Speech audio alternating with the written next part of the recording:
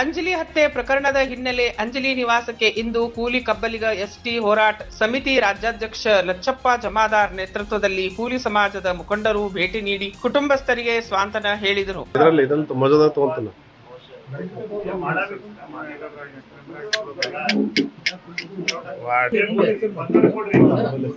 ಅಂಜಲಿ ಸಹೋದರಿ ಹಾಗೂ ಅಜ್ಜಿಯೊಂದಿಗೆ ಘಟನೆ ಕುರಿತಾಗಿ ಮಾಹಿತಿ ಪಡೆದ ಮುಖಂಡರು ಘಟನೆಯನ್ನ ತೀವ್ರವಾಗಿ ಖಂಡಿಸಿದರು.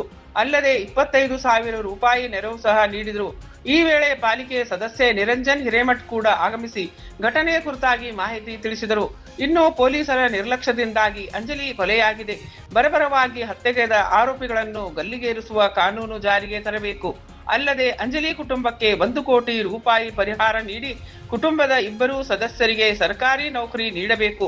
ಸರ್ಕಾರದಿಂದಲೇ ಮನೆ ಕಟ್ಟಿಸಿಕೊಡಬೇಕೆಂದು ಇದೇ ವೇಳೆ ಕೂಲಿ ಸಮಾಜದ ಮುಖಂಡರು ಆಗ್ರಹಿಸಿದರು.